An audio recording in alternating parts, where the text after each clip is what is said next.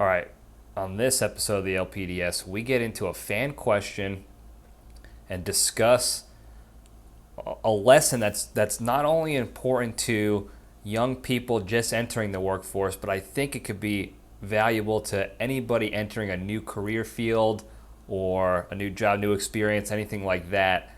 And I think it translates over for them too as well. So we'll answer that question. It was a great question. Helps me certainly on my business end, but also hopefully provide some lessons to you guys that you can take with you or teach your kids if you have kids. So I'm excited about that. It's going to happen in the Junction. We got a couple of current events and a cage fact, of course. So all that's going to come up right now.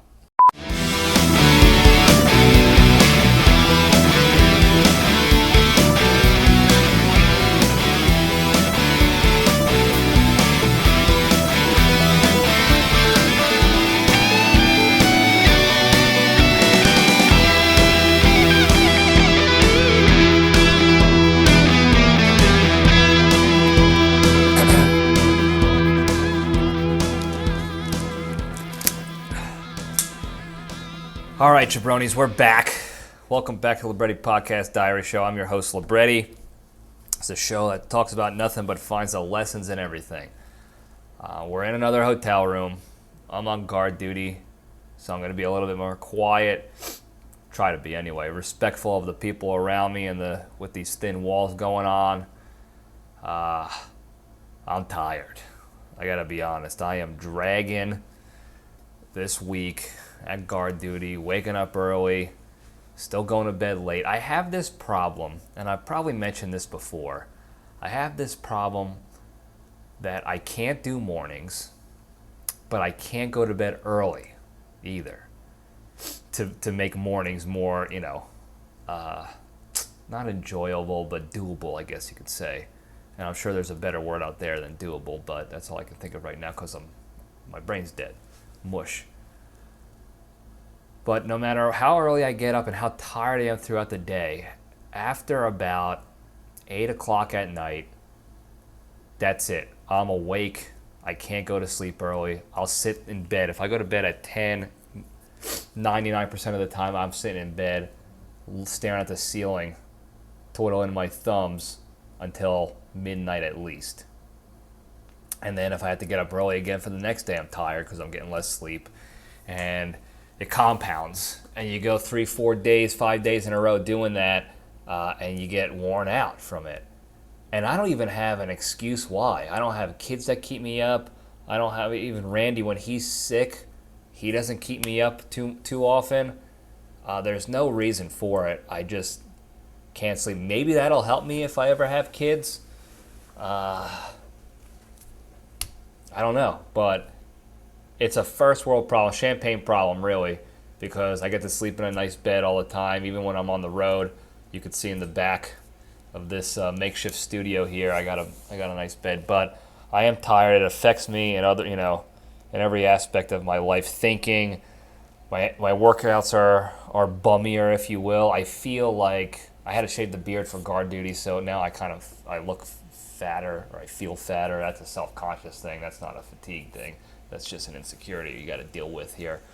But we're working through it. So if the jokes aren't hitting, if the lessons aren't effective, I apologize up front.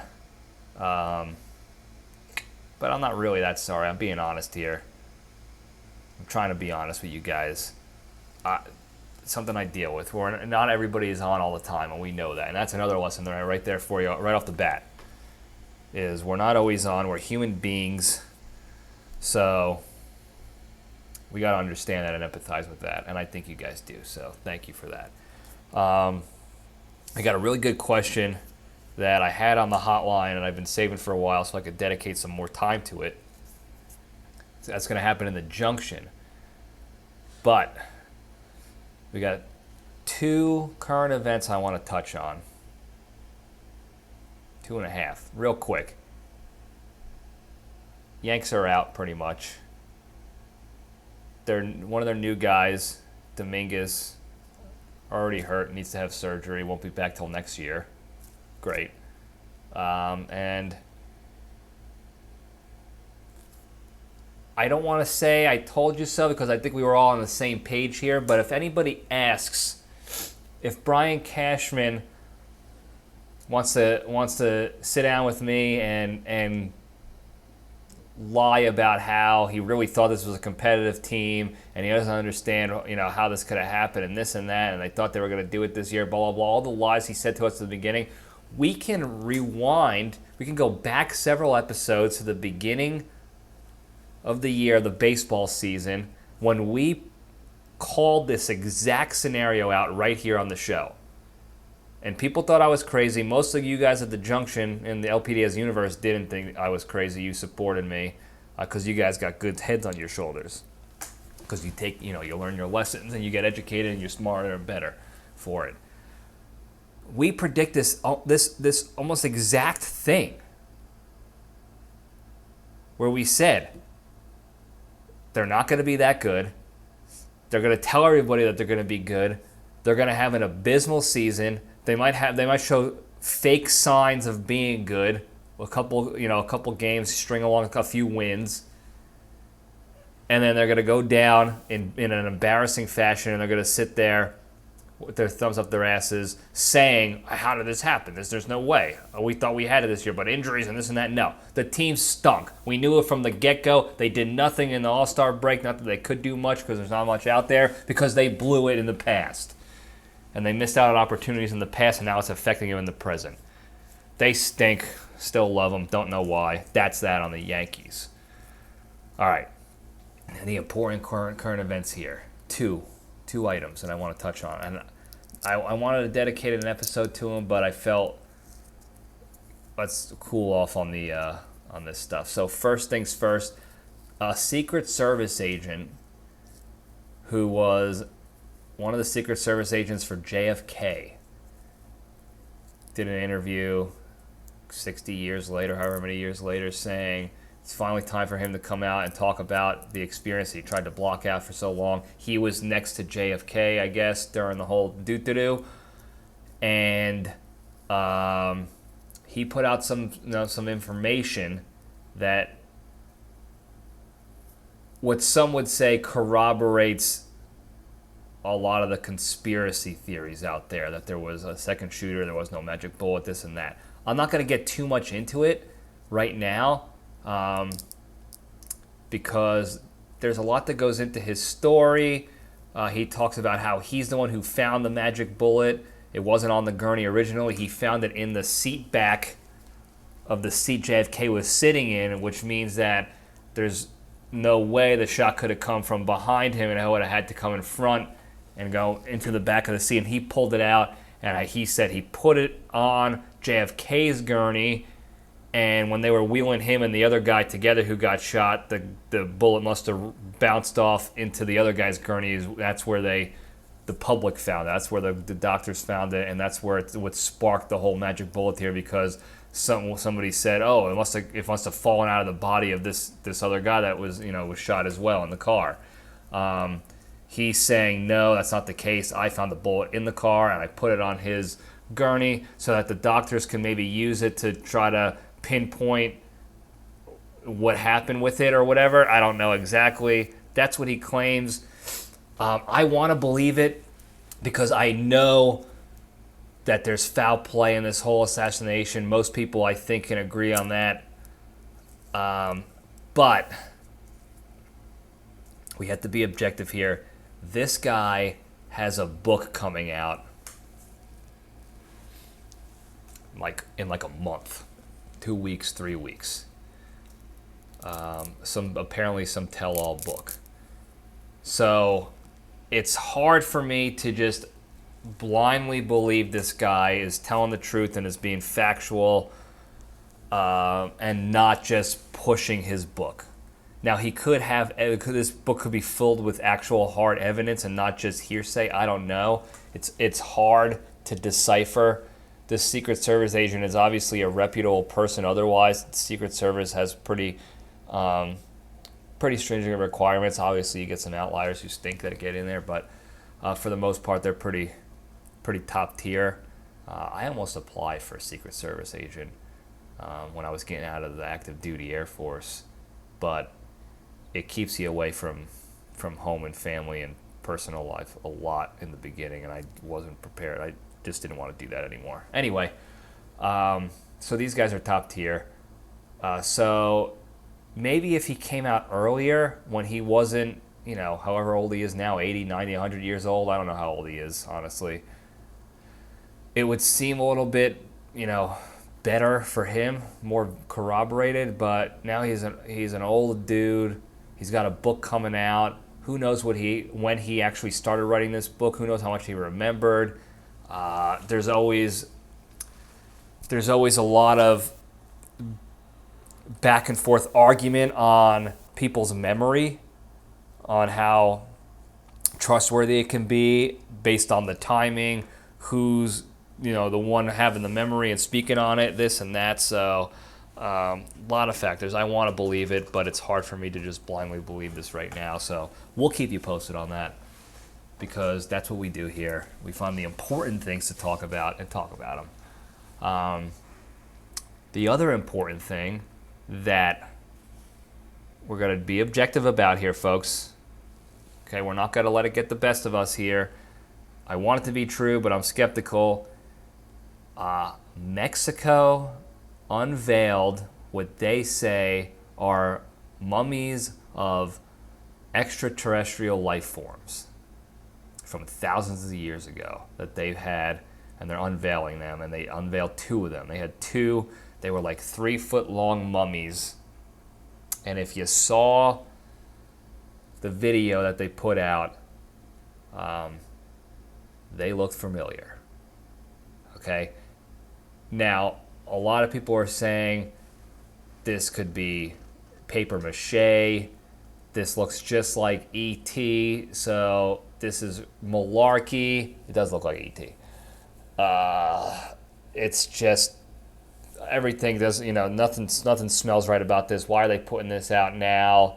What's the real story they're trying to cover up? Who knows? Here's what I think. I think further investigation needs to happen. I find it hard to believe that Mexico would be the only area that would have actual hard evidence of this. So it's on America now to see if they're going to put out any physical evidence of life forms like that. Here's what I want to believe, though, okay?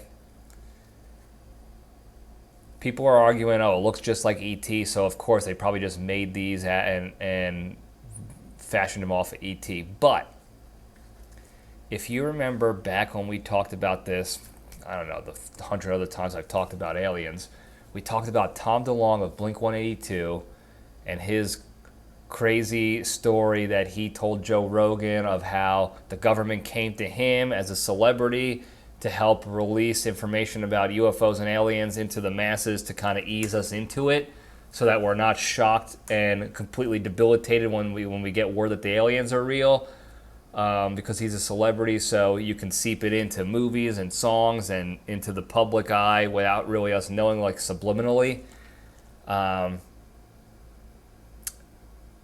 So when people don't freak out about stuff that's happening now, it could potentially be because of what Tom DeLonge said, that they've been seeding this in to the society this entire time. To kind of add evidence to that, you could call it evidence, whatever you want to call it, evidence, malarkey, whatever. Maybe E.T. was part of that seeding of information. We have these life forms. We got them way back already in the 50s. Hey, Spielberg, make your alien look like this so that when we actually unveil it sometime in the future, people are going to be like, oh, it looks just like E.T., not a big deal. When reality is, this is a real goddamn alien. That's what I want to believe. And that makes, and there's a whole lot of other factoids and pieces of evidence and stories and rumors going, around this whole thing that make me want to believe it more. And again, I'm biased. I want this to be true. So I have to cool off a little bit on it, but I really do want it to be true. I've heard theories of the alien contract that the world leaders had with the aliens that was done down in Antarctica back in WW2 days, where they had supply and peace treaties and all this other stuff, protection treaties that they signed with these aliens. A lot of stories out there. I'll get into that. If I haven't already, maybe I have, I don't know. We'll talk about that sometime soon as well. But hopefully more to come on the alien stuff. Don't rule out the idea that they're real extraterrestrial life forms, these mummies. Don't rule it out just yet, okay? Yeah, aliens, baby. Crazy stuff. What are they covering up, though? What story do they not want us to know about that now they decide to unveil aliens? Who knows? We'll find out and report back to you here in the LPDS. With that, though, I think that's all I got. I'm trying to think what I'm so brain dead right now. I'm sure I had some ideas of stuff I wanted to bring up and I'm missing. Scheisse. Don't know. So with that, we'll get right into the good stuff. We'll step into the cage.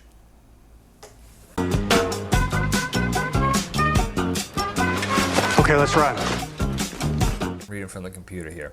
Today's Into the Cage segment is proudly sponsored by Al's Aluminum Foil.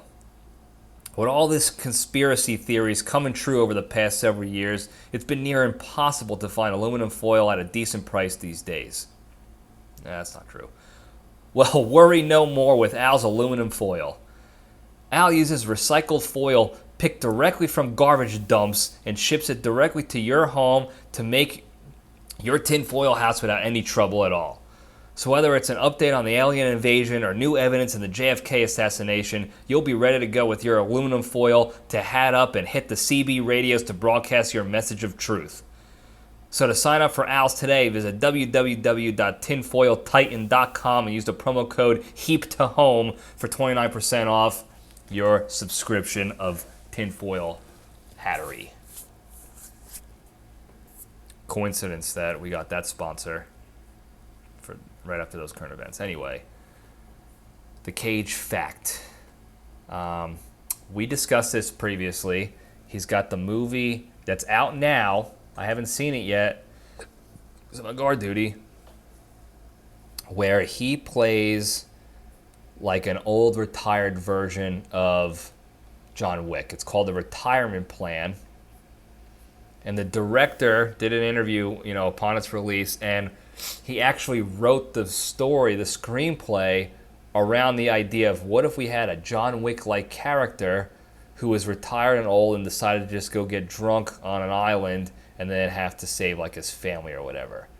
And he did this whole article. There's a whole interview I'm reading through here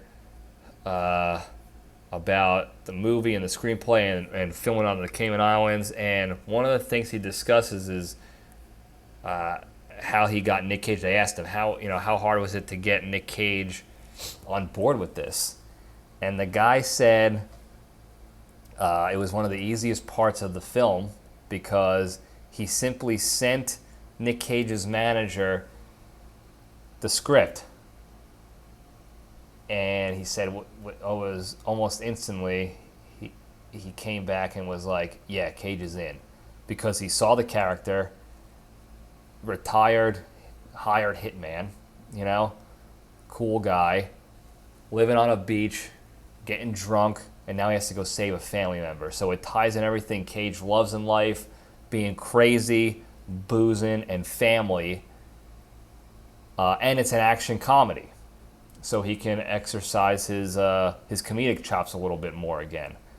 And it was that easy. He said he likes the idea of being an aged, older version of himself and still doing all these crazy things. And Nick's, I call him Nick like we're best pals, I wish. He's a good comedic actor. Go watch Unbearable Weight of Massive Talent. It's objectively a top movie of his. And it's funny and it's action-packed. And you can't tell me otherwise. You can't. Okay? There's no there's no actual evidence you can present that will make me think this is not a good comedy action movie, objectively speaking. So go check that one out, and you'll see that he's got some comedic chops, and he's going to exercise them here in this movie. So I'm going to fucking watch it and let you know. Sorry, Terrence, Family Show. I'm going to go check it out, and I'll keep you posted on how it goes, because I think it's going to be great. Not that I have a bias or anything, but it looks tremendous. So I'll probably give more Cage facts on this article as I read through it. It's a pretty good, in-depth interview that the guy did, so stay tuned for that. All right, well, moving on over to the Junction. Spin the logo up. Got a hotline question a couple weeks ago, and that I chose not to answer at the end of an episode because I thought it was a great question and it deserved a little bit more time and coaxing out of ideas, exploring different ideas of how to make this work, because I think the lessons here can be valuable for a lot of different types of people out there. So I'm going to play the call, and then we'll kind of get into it here. So stand by 1 second. Sarge, the wet cat, finally calling the hotline. So I want to get your take on something. It's something that kind of wants some spearhead leadership words of wisdom, I guess.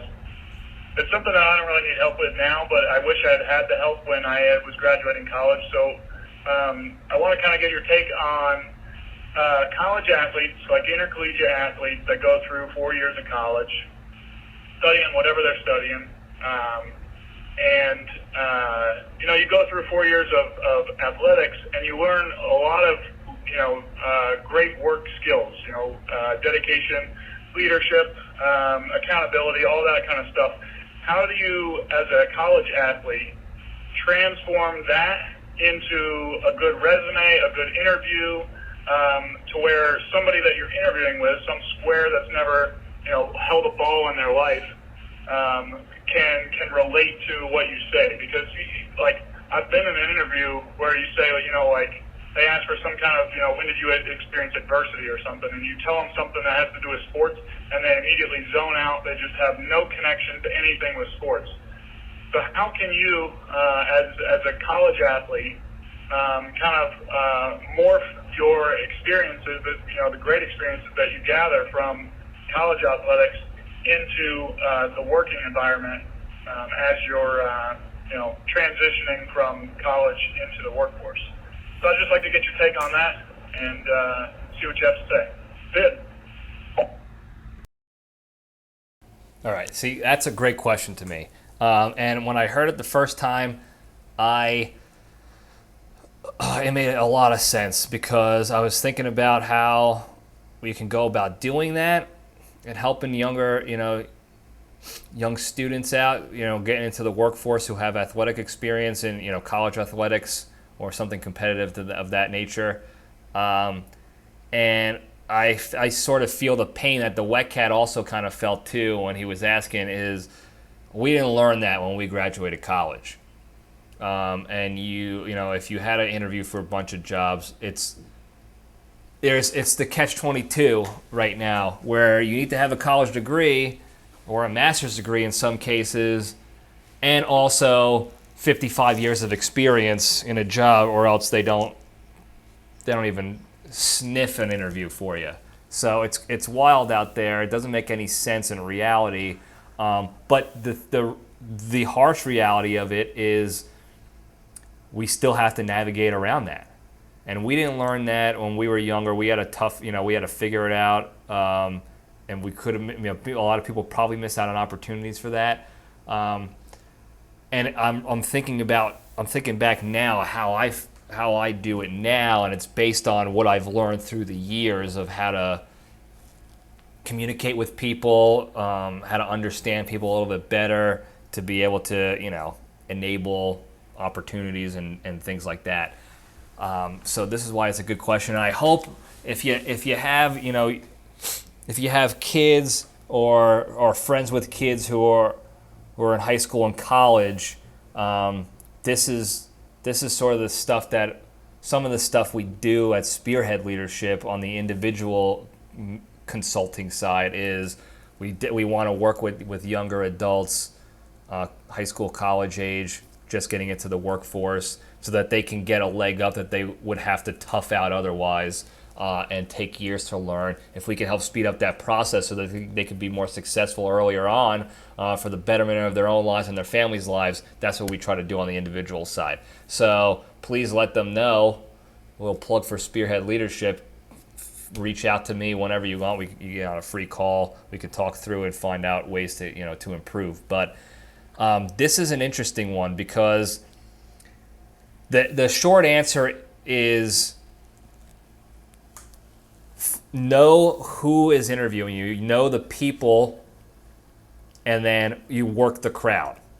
Now that sounds crazy, because it's like, oh, easy for you to say, just work the crowd. But it is a simple concept, okay? Because as human beings, I don't want to say we're selfish, we're innately selfish or self-centered, but we are a little bit more focused inward. That's our ego, that's our pride, that's just our survival instinct, really, is thinking about ourselves more than others. And I'm not saying that means we're all 100% selfish and not thinking about anybody else, but it's natural for us to think a little bit more highly of ourselves and have better opinions of ourselves and give ourselves more credit, all that, than we do for others in all aspects of life. And that goes for experience too, and translating experience as well. And what I mean by that is, excuse me, the key to working the crowd and getting them to understand where your experience comes into play and is actually of value to whatever organization you're applying or interviewing for, when it comes to if your experience is just, quote unquote, just college athletics or competitive athletics. I'll even loop in, it's a little different on the service academy side, like the military academies, because they go through also a unique experience of hardship and stress and physical activity that's tough, that people have to deal with together and work as a team and compete and all this other stuff. But it's also purposeful training for the military, and they don't have to go interview for a job immediately after they graduate and they commission into the military. So it's a little different, but it translates over. And in fact, I even had a conversation about it on a previous episode a while ago, busting balls with a buddy of mine, Steve McStiff, who went to the Air Force Academy. He's a brother in arms, and we always go back and forth about how I will say to this day that our experience at the time when I played college baseball, when I was on the college baseball team with the Wet Cat and the Creature and Bonji and Bone Crusher and them, it was more physically demanding than any of the PT and stuff I had to do in ROTC or in most other training in the military. Most other, not all of the training I did. Some of the stuff was pretty damn tough, but most of it was not as tough as the baseball stuff we had to do. That being said, how do you translate that over? And that's where I go back to working the crowd, knowing your audience, and being able to relate it to them, because that's what people want to hear. And it's a sales tactic people use. It's a way people influence others. It's a way people get better relationships and network better with people. It's a way leaders build better relationships and build more successful teams with the people on those teams, because they relate things to the people around them and not just to themselves. And that's a difficult thing to do as a college kid coming out, only playing a sport. And I go with baseball, obviously, because I played, so it's easier for me to talk about it. But college athletics in general have parallels. And when you don't know your audience, I mean, these are strangers in an industry you have no specific experience in just yet. You're trying to get into. Maybe you learned about engineering in college when you majored in engineering. Now you're trying to get into the industry. So you know the education side of the house, but not the real world side, which is vastly different than academia. So my tips for this, my initial strategies, if you will, to kind of combat that and make it relatable to the people. You don't necessarily have to go do crazy amounts of recon on all the people in a company you're applying for to find out who might be interviewing you, who's on the board, and then find out about their families and all. That's crazy stuff. That's stuff that I do because I'm a psychopath. Okay, and I do as much exhaustive recon and analysis on people ahead of time because that's what I've done my entire career. So don't necessarily go by me in that regard. But you start out by big to small. I say all the time, high to low, whatever phrase you want to use. You start out with whatever company you're applying for. You find the name of the company and find out what they do, and you do your own education. Get your own education more so on the company, their mission, their values if they post them on their website, the history of the company a little bit, maybe some testimonials they might have out there on some clientele they've worked with, and then most websites of big industry companies. Even small businesses too will have a little about me section about the team, maybe their leadership team, like their CEO, president, owner, founder, whatever. Because again, we like to center things around ourselves. If you look at the Spearhead Leadership website, which I have to revamp actually because I've pivoted my focus and priority a little bit, so the website no longer really markets to where my priority focus is now. So I gotta flip that a little bit. But the About Me section is about me, my personal self.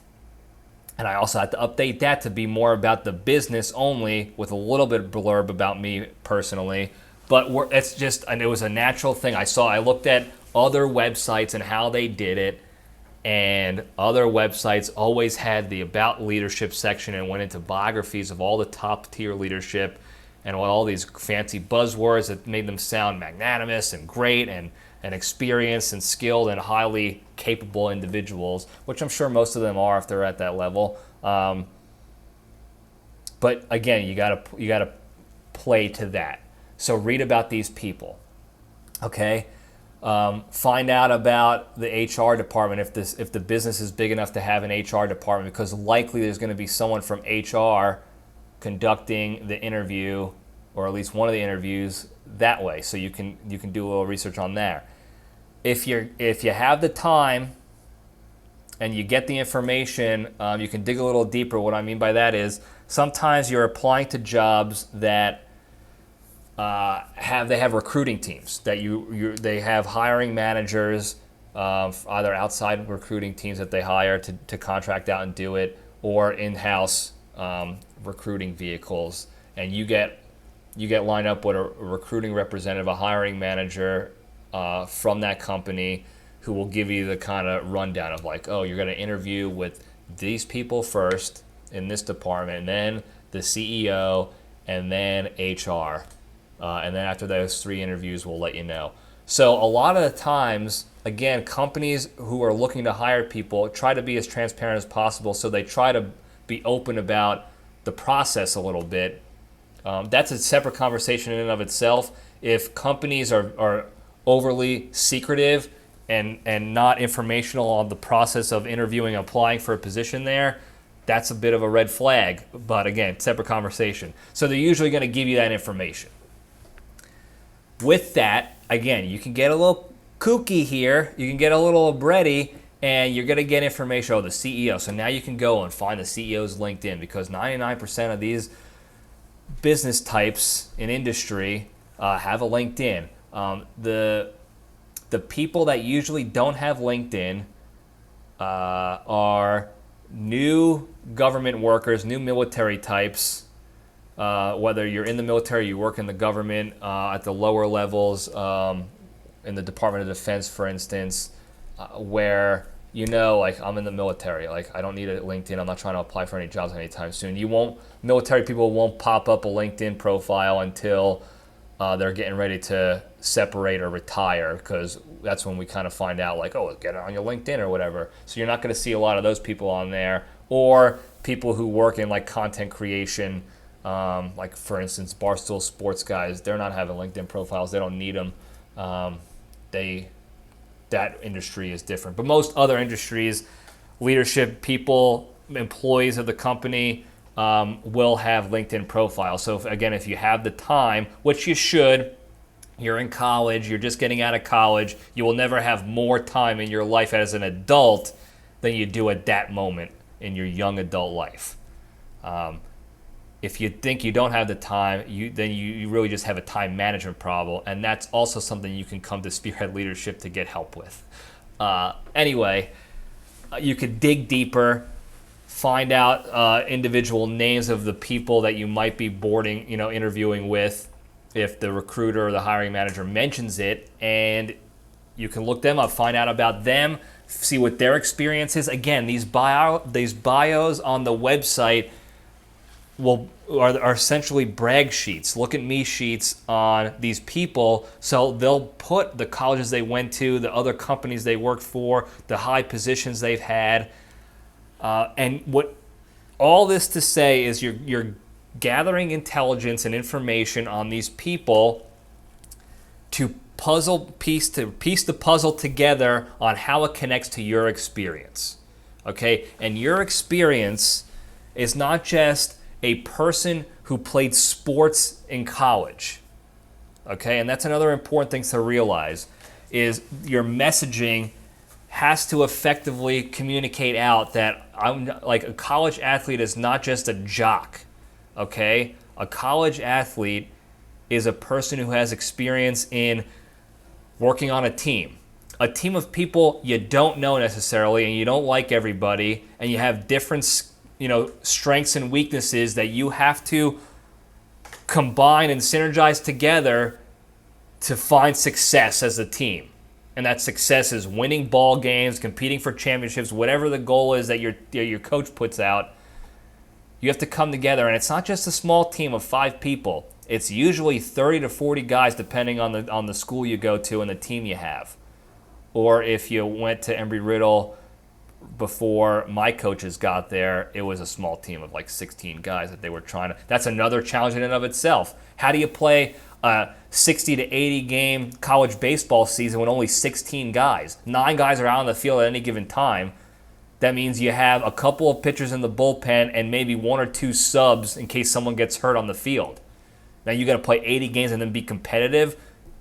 That's a challenge in and of itself. That requires all these different skills that you have to learn, acquire, and become proficient in, that people that didn't play college athletics or even any sport in general don't understand. So what you have to do is you have to list out, whether in your mind, I like to write this stuff down. That's how I remember things better. I type it out more so than not. I handwrite it down, because that physical act of tangibly writing the thing on a notepad while I'm thinking about it helps me remember it better, and it ingrains it in my brain and my muscle memory. So I would suggest writing down what you did in your college athletic career, okay, and your college career in general, because don't forget, you're playing sports. Okay, and if it's a competitive team, you're practicing several hours a day, probably 2 a days, morning workouts, then a practice and a workout after, and you have to juggle school and a personal life all successfully around each other like that, okay? And again, it's not that difficult sounding when you're a 35, 36, 37-year-old adult like I am now. But when you're an 18, 19-year-old kid and never had to do anything even remotely like that before, it's a challenge. And it's the first time you're doing it, and you're figuring it out, and you're also succeeding at it, because most of the people in college athletics graduate, have pretty good GPAs, have pretty good social lives, most of them, not me, but the good ones, and you were successful in a sport. So you figured out a way to make it all work, learn about this new lifestyle, and succeed in it. So you have to be able to communicate that out. So you want to list out exactly what you did. You can list out all the minute details you want on it. and I know I'm getting a little long-winded here, but this is something that is, again, it was such a great question. I want to make sure I'm providing as much impactful information as possible, because this is something I'm passionate about, is trying to help people learn this stuff so that they don't have to go through some of the mistakes and hardships that we had to go through because we didn't get this actual good education in college. So you list this stuff out. I'm going to get back on track here. You list this stuff out, what you did. You worked on a team with strangers. You had to get to know people. You had to identify their strengths and weaknesses as ball players, as students, as human beings, maybe like as far as if you want to be friends with them. Are they going to be a bad influence on you outside of college athletics? Are they going to affect your grades? Are they going to be good for the team? What are their weaknesses going to be pain points for the team, and how do you work around that? Who do you have to empower? Who else do you have to empower on the team to make up for that other person's weaknesses? How do you bring people together when a lot of the times you're always working with at least a couple of guys who are naturally very talented at their sport, very athletic, but they don't give a shit about anything else. They're not going to try hard. They're not going to go to class. They're not going to do anything that the coach tells you have to do, at the school mandates athletes do. They're just there because they got a scholarship and they're really good at sports, and they don't give a shit about anything else but that and partying and getting chicks, or girls getting dudes, whatever. Or guys getting guys, all that stuff. It all plays. There's going to be those outliers. I can think of a lot of those outliers on our team. I love our coaches to death, but when I played, their recruiting skills were a fucking nightmare. Family show, Terrence, I apologize. We had so many fucking jabronis on our team that didn't give a shit about the team whatsoever, other than them playing so that they can get eyeballs on them, so they can get drafted, and then going out and pissing their parents' money away on booze and women. And we still found a way to make the College World Series and NAIA every year I played. All 3 years I played. We figured it out. So write that stuff down, okay? Think about what you had to do together as a team. You competed against other teams, okay? You learned how to identify weaknesses in other teams, other people, and their strengths, and play on their weaknesses so that you can win that game, okay? Maybe a team you're playing in baseball, maybe they're known to be really good fastball hitters, and they have a lot of really powerful batters up on their team. So maybe instead of throwing your number one pitcher who throws 95, maybe you throw your number 3 guy out there who throws 88, but he paints the corners. He's got a dirty changeup, a dirty breaking ball, and he's gonna be sitting him down. They're not gonna be able to adjust to it. Maybe you identify the weakness and you exploit that. And that skill set is analysis. Okay, and then adjusting your strategy and building your plan around that analysis. And if you think about it in the industry sense, that is what a lot of times you're doing on projects and tasks. Okay, you have a task and your boss tells you we have to go and accomplish this task. This is the goal here. Here's the information on stuff related to this. You have to take this pile of crap and accomplish this goal with this team. Okay, so you're analyzing the situation, you're creating a game plan off of that analysis, you're actioning that plan, and you're building contingencies if there's hurdles and roadblocks to get to that goal. Okay, and you're doing that on the team, and you can translate that over. Okay, so I'm getting long-winded because I can go off for hours on this topic. So this is really a great question. Thanks again, Wetcat, for this. We're gonna slow it down here. We're gonna sort of wrap it up a little bit. To keep it basic level, because again, I can go episodes on this.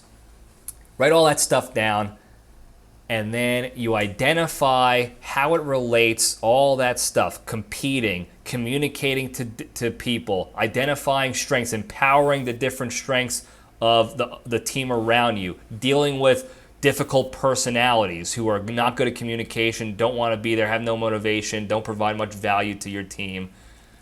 Juggling, multitasking in different things: school, sports, social life, family life. Okay? make sure you write all that stuff down. Think about examples of when you had to deal with a tough teammate or a tough team.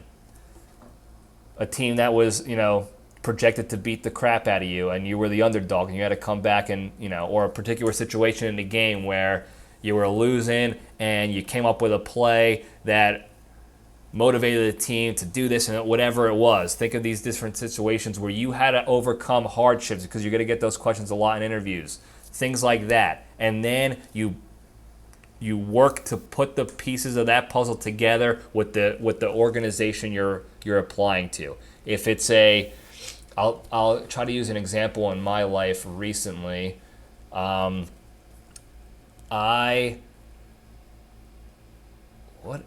me think here. I just recently had a discussion where I had to talk about my military experience and baseball experience, and I don't exactly remember when. But I was applying to this one position. It was a civilian company.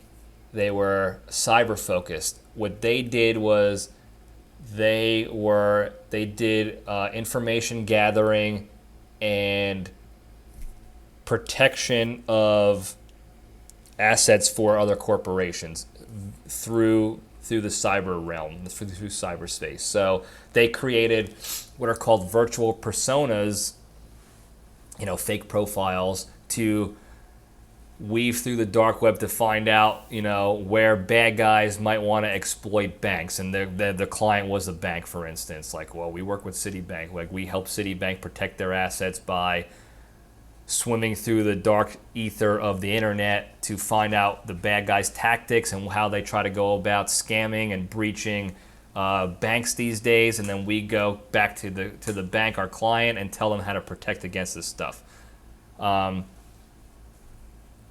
These guys were not military, okay? These are cyber guys, cyber geeks, nerds. And I say that in an endearing way because they're extremely skilled and professional and experienced. But you had a guy like me coming in who had to translate my military and life experience into that. And what I did was I basically took my general experience as an intelligence officer and tried to translate that over into their cyber corporate world.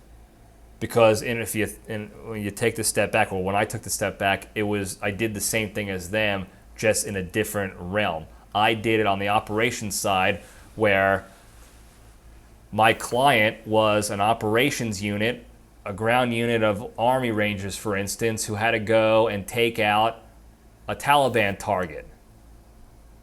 Or they had to defend one of their bases against a Taliban enemy force that wanted to come and attack our base. And my job as for this client was to go and find out everything I could about that enemy, their tactics, their procedures, the people in there, their network, what their motivations are, how they're financed, where they would come for their own attack plan, this and that. Take that information and bring it back to my client, the Army Rangers, the operators, to tell them, this is all the stuff you need to know on this bad guy. So now A, how to protect yourself, and B, how to go after them effectively so that they can't protect themselves. And I was able to translate that over because I pieced it together. I found out about the company I was applying to. I found out the general operations that they conduct and what their roles are and what their job was all about, their mission, their values, this and that. And I was able to take that and translate that over that they can understand. Now that takes time and practice and effort. All this stuff I just rambled on about is not just something you do overnight. You don't just Google this stuff real quick and then tomorrow you go in an interview and you can translate how my baseball career translate over to your company that you don't give a shit about. Because like what the Wet Cat said in this question, as soon as they hear, well, in baseball, and then they just shut it down. So, rambling. The way you play to the crowd is do all that stuff on the collection side of the house, the recon side, the recon and analysis side. And then when it comes time for the quote-unquote operation, the interview, the the way to play to the crowd with the information you have and to translate it over is how you communicate to those people, okay? And no matter how hard, no matter how good of a preparation job you did with thinking of situations where, because they always ask the same questions in an interview most of the time. Tell me what your biggest weakness is. Tell me a time you dealt with a hardship. Tell me a time you dealt with a difficult supervisor or peer. So you can prepare the battle space ahead of time with instances in your collegiate athletics life that translate over to that. A time you had to deal with a difficult teammate, a time your coach was being an asshole to you, a time you had to play a difficult, a tough team, and you had to overcome adversity to beat this team and make it to the playoffs, whatever it is. The key here, and this is what Wet Cat Touchdown is, once you say stuff like, well, in baseball, I had a tough team that I had to deal with, and these people can't relate because they hear sports and they think fun times, not real world, which is not. It's not intended to be a negative slap in the face, but when you have no experience in something, you can't relate to it. No matter how hard you try, you just can't relate to it as well. So how you say things and the language you use and how you approach interview questions is going to be key in effectively communicating out how you actually have the experience for this particular role you're applying for, so that they can understand it and that it relates to them and to their business and to their personal selves a little bit. So some of the tips I like to use myself, some of the tactics are, if they say, let's say I'm trying to apply for, a cyber company or whatever. Tell me a time you had a difficult time with a peer. I like to flip it a little bit, because I do an exhaustive amount of recon and info gathering on the industry I'm applying to for a job. And then from there I take that and I say, okay, well, you know how in the network administration world, when you have a guy who's really good at, hacking the matrix and building firewalls, but they don't like working too long. They are lazy and difficult and this and that. You know how you have to deal with that? Well, I had to deal with that as well with this guy who didn't want to train with us. He didn't want to practice with us. He didn't want to do any of this stuff. He just wanted to start in the games, get all the accolades and the eyeballs, and then not be part of the team. And this is how I dealt with it. You were a captain of the team. This is how we dealt with it as a team, to either motivate him or to empower somebody else on the team to pick up the slack for that person so that we can reach success. Okay, so if you can still say the words, talk about baseball and teammates and this and that, but if you start the conversation, you start your answers with, industry-focused words and verbiage that they understand and that they care about, they'll immediately be much more receptive to what you have to say about your experience. And you can caveat this too. This is not a trickery game here. This is something that I've seen from people, or I've heard from people when they were giving me tips and tricks about interviewing and stuff since I was, even back in high school when I was interviewing for jobs and stuff like that, is there's all these, they have these tricks out there of oh, don't say this because this will get them angry. You don't want to admit to too much because then they'll think this and this. I am all about the transparency and honesty. If you can, and putting out your best self, your best real true self. Okay? At the end of the day, that's never going to backfire on you. And here's why I say that. One, if you're your true honest self and an organization doesn't think you're a right fit for them, it might be a bummer in the short term, but they're doing you a favor in the long term, okay? Because now you essentially, by being yourself, you're eliminating things that aren't going to work out for you. If they say you might not be a good fit for this organization, they're probably right, and you should take them at their word and consider that a favor, because you don't want to be struggling through a toxic work environment or a shitty situation that you just don't get along with that team at all, and have to deal with that. You want to be in an environment that's a lot more value added to you, and you can be a lot more value added to the team, and be a lot more happy in your life. So that's one reason I say that. The other reason I say that is interviewers and companies get the red carpet treatment from people in interviews all the time. Okay? In fact, interviewing is statistically one of the least effective ways of hiring the proper talent and people for your team, because people put on a show all the time. Okay? And it's most people it's blatantly obvious. I can't tell you how many interview boards I've been on where you get the canned answers from people. It's the same kind of bullshit, kind of kiss-assy. I'm a hard worker, this and that. When they ask you, what do you say your biggest weakness is, and they pull the Michael Scott, I care too much, I love too hard, whatever it is, it's all the malarkey. And if you come in there and you're just open and honest and confident in yourself because you're being your true self, that's going to resonate a lot more with people than anything else. And tying this back around to collegiate athletic experience and the fact that it doesn't translate over to people as much as it should, is you can be honest with them. You preface the answer to a question with relating it to their industry. You know how you had to have, I'm sure you had to deal with this on, in the sales side, where you had a sales teammate who, you needed to combine for this amount of sales per quarter, and they just weren't picking up the slack, and you had to deal with this and that. You preface the answer with relating to their industry, some anecdote about their industry. You know how you guys had to do this before? Well, we had to do the same thing in this realm, and then you explain it out that way, and then you tell them. You be straight up, and again, how you communicate it and the words you say are also a little bit, important too. Again, I'm not saying lie, but how you communicate out is going to make your statements more effective, more or less impactful.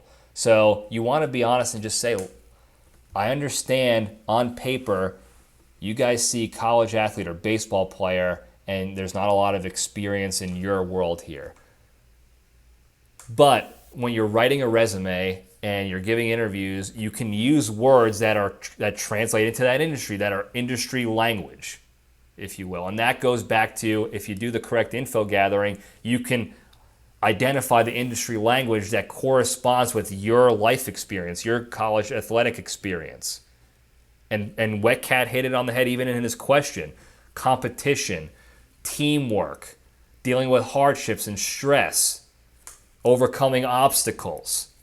And it's right there in front of your faces when you're doing your info gathering. The job posting is going to have that. Here are some of the responsibilities of the job.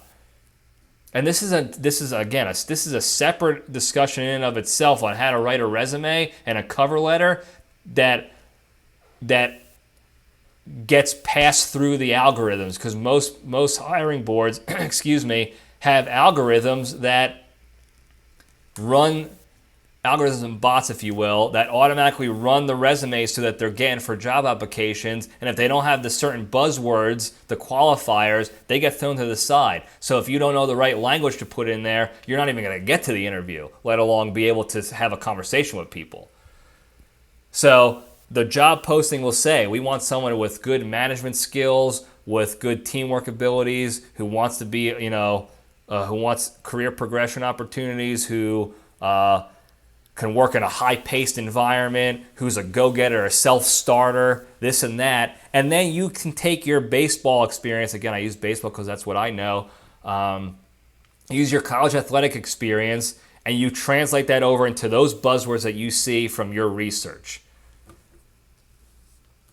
Someone with management skills. I was the captain of a baseball team, so you can put in your resume, managed 30 plus young adults work together to accomplish this goal, and then the results, again, a separate conversation, but it's kind of action, impact, results or whatever, action, results, impact or whatever, is the best kind of most effective resume bullet to show results, because that's what people want to see on resumes is results. And you say, captain of 30 individuals for 3 years or whatever. I was 2 years a captain, whatever. Empowered this, enabled the strengths of different personality types to come together to accomplish this goal. Results, runner-up in a World Series, or third place in the World Series, number 2 in the nation. Okay, and then you can talk to that once you use those buzzwords and your resume gets through, you can talk to in the interview. Again, I'm blabbering on because there's a lot that goes into this. This is why I wanted to talk about it more than just at the end of an episode. In fact, we can get into, if you have follow-up questions, Wet Cat, or anybody has follow-up questions and wants to dig deeper into these particular topics, because I am kind of going off on tangents and stuff because my brain is firing up again. I'm awake again. It's after 8 o'clock, so I'm awake again. See, so we can keep talking through this, but basically, let me try to tie it all together very simply. You gather information on the industry, the organization you're applying for. Find out about them. Okay, look at the job posting and see the buzzwords: management skills, teamwork, self-starter, can get through obstacles. You take the information you wrote down about your experience as a college athlete.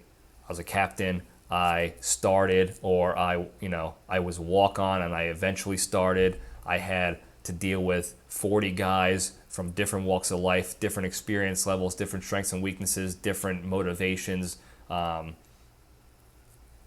and to come together to compete, deal with stress together, juggle personal life and school life, all that stuff. You put that down, and then you match it up with the info you got on the job and the people in that organization.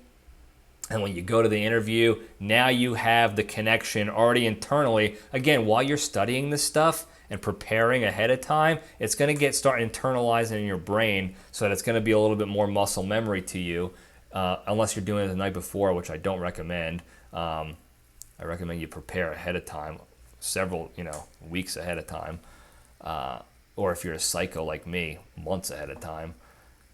And now you are able to more easily express how your very qualified experience as a college athlete translates over to the particular job you're applying to. And let's be honest, unless you're applying to a management role or a director or supervisor role as a 21-year-old kid coming out of college, most of the jobs you're going to be applying to are going to be lower entry level, entry to mid-level, depending. And it's going to be a lot easier than you think to translate that experience over if you prepare ahead of time with all that stuff. Now, before we end this topic, I rambled a lot. I am passionate about this. Is stuff I love talking about and trying to help people with. And I say trying because I'm not going to sit here all cocky like I can help anybody. I love to help as many people as possible. I'm confident in my ability to do so, but I'm also not going to try to be an egotistical piece of shit and just be like, I could teach anybody, fuck you. Sorry, Terrence, I know. We're done. Put the kids away. So if anything was confusing at all, or I went off on too many tangents and there wasn't a good, clear direction lane in the road, please let me know. Because I can write this out. I can prepare this in a way that's a lot more step-by-step, directional, easier to understand, simple. I could put it in a PowerPoint presentation, whatever you want. If it's going to be beneficial to you, or maybe you have a family member or a friend who has a young adult child, son, daughter, or whatever that can benefit from this, let me know, and I'm here to help. For you as well, if you're older, if you're my age, still in the workforce, still applying to jobs, this still plays. Okay, it might be a little easier for you to make this translate over, and you might have more work experience in the environment. But guess what, guys? And I have no shame in saying this. I still use my baseball experience when I do interviews and I talk to people and I'm applying this stuff. When I applied to my last special ops unit in the military when I was active duty, I used my baseball experience, getting cut from my teams in high school and then in college in the beginning, and then ended up making the teams and all this stuff, going through hardships. I go back to it, and it's just about how you communicate it out, how you can relate it to the people you're talking to and what they do in their lives and their jobs, because that's what they care about, and that's how you make it translate over. But again, please reach out to me if you have questions or confusions, pushbacks, things you don't agree with. If you need it in a more clear and concise manner, PowerPoint, blog, post, whatever it is, let me know, because this is what I really enjoy doing. I enjoy talking and blabbing on this podcast, and I enjoy helping people out in any way I can, and that's the big reason why I started Spearhead Leadership. So, great question, Phil. I hope I did a little bit, I hope I did a good job answering it. I have so many more things I want to talk about this, but we don't want to fire hose people with information, because then you start to forget and it starts to become ineffective. So we want the education to be impactful and long lasting. So if you want follow-up, please let me know. Otherwise, that's all I have to say about that for now. Before we go, real quick, the big three.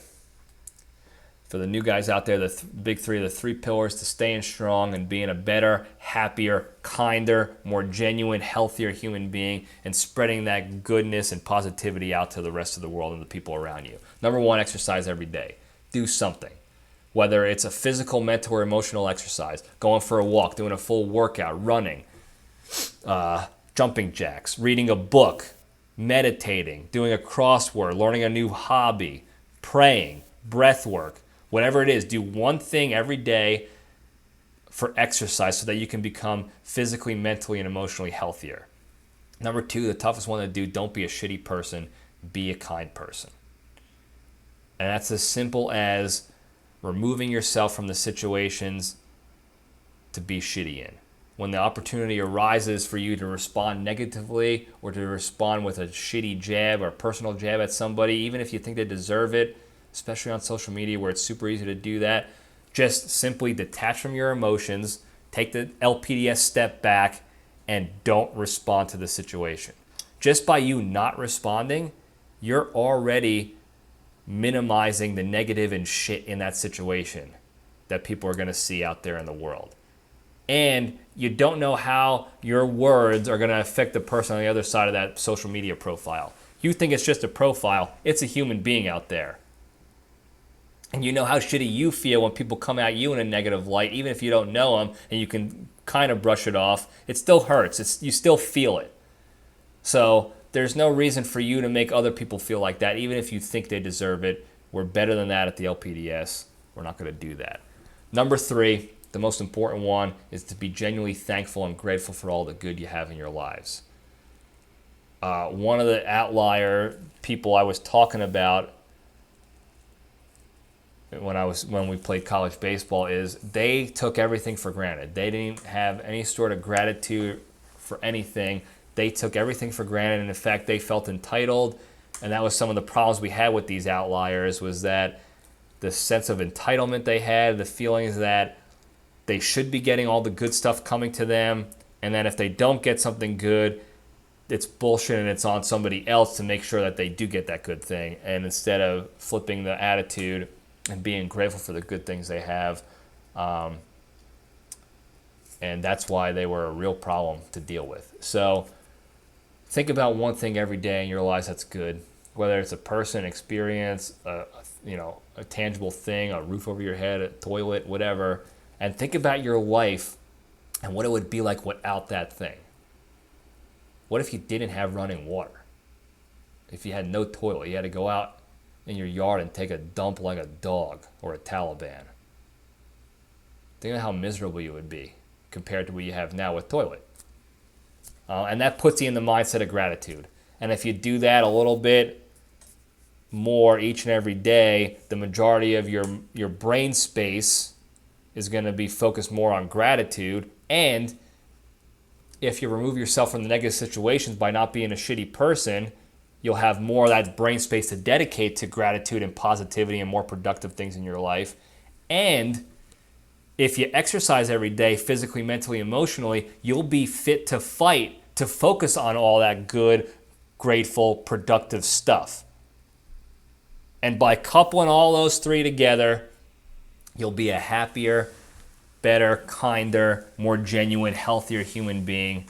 And you can spread that goodness and positivity to all those around you and to the greater good, the greater rest of the world. So that's all I got for tonight. I did have other hotline questions. I'm going to get to those separately. So for the people who called in, I didn't forget about those. I know they're out there. So we'll get to those at a future date. But thank you guys again for tuning in. Don't forget to like and subscribe. Tell your friends and enemies. Seriously, though, if you have someone in your life, whether it's yourself, a friend, a family member, a son or daughter or whatever that you think could benefit in any way, shape, or form from Spearhead Leadership, reach out to me directly. It's free. It doesn't cost anything for you to reach out to me, and we can have a conversation and see how I can help that person or help you out or help each other out, whatever it is. That's what we're here for. So let me know. Thank you guys again. I love you all. Stay strong.